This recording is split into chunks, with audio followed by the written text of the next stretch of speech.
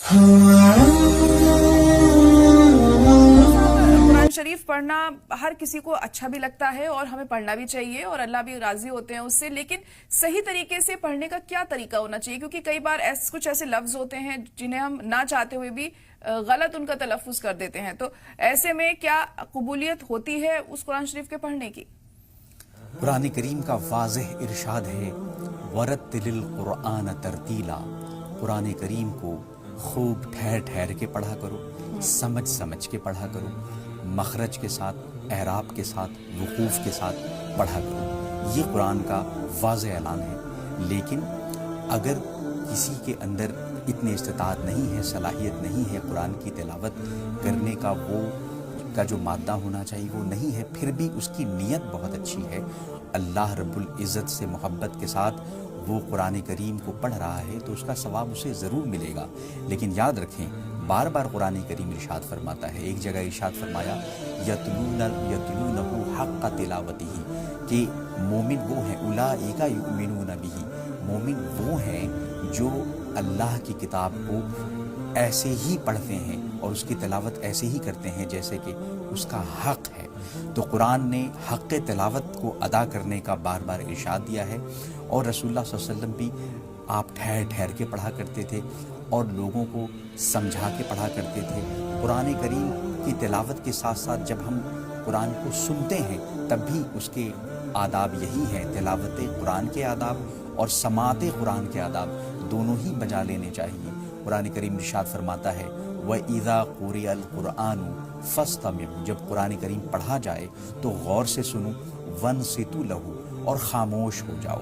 تو اسی طریقے سے قرآن کریم کی تلاوت اور قرآن کریم کی سماعت کے ساتھ ساتھ ایک قرآن کریم کا ذکر ہے اور ایک قرآن کریم کا فکر ہے۔ ذکر قرآن بھی ضروری ہے، فکر قرآن بھی ضروری ہے۔ قرآن کا ذکر کریں، جس طرح آپ کو پڑھنا آتا ہے پڑھیں، فکر بھی کریں یعنی قرآن کے اندر غور بھی کریں۔ قرآن میں ہو غوطہ زن اے مرد مسلمان، اللہ کرے تجھ کو عطا جدت کردار۔ جی جی بالکل۔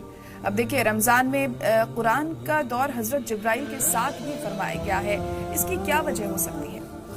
قرآن کریم کو رسول اللہ صلی اللہ علیہ وسلم جبریل امین علیہ السلام کے ساتھ ہر رمضان میں دور کیا کرتے تھے، اس کا دورہ کیا کرتے تھے، اور بڑی مشہور حدیث ہے جو سیدہ کائنات خاتون جنت فاطمۃ الزہرا سلام اللہ علیہا سے مروی ہے کہ آپ نے فرمایا کہ رسول اللہ صلی اللہ علیہ وسلم ہر رمضان میں جبریل امین کے ساتھ اس کا دور کیا کرتے تھے، لیکن ایک رمضان ایسا آیا کہ جب 2 دورے آپ نے کی، اور یہ حدیث اس طرح سے ہے، عائشہ رضی اللہ عنہا نے فرمایا، وہ بیان کرتی ہیں کہ فاطمۃ الزہرا کو میں نے آتے ہوئے دیکھا، وہ رسول اللہ صلی اللہ علیہ وسلم کے سامنے آئیں اور ان کا چلنا ہو بہو رسول اللہ صلی اللہ علیہ وسلم کی طرح تھا، اور وہ یا تو ان کے دائیں یا ان کے بائیں بیٹھ گئی۔ پھر رسول اللہ صلی اللہ علیہ وسلم نے ان کے کان میں خاموشی چپکے سے ایسی بات کہی کہ وہ رونے لگ گئی، پھر فوراً ہی دوسرے کان میں ایک ایسی بات کہی کہ وہ ہنسنے لگ گئی۔ عائشہ رضی اللہ عنہا کہتی ہیں میں نے پہلی بار خوشی کو غم کے اتنے قریب دیکھا۔ پھر عائشہ کہتی ہیں میں نے فاطمہ سے پوچھا کہ رسول اللہ صلی اللہ علیہ وسلم نے آپ سے کیا کہا تھا؟ فاطمہ کہتی ہیں میں اپنے والد کا راز نہیں افشا کر سکتی۔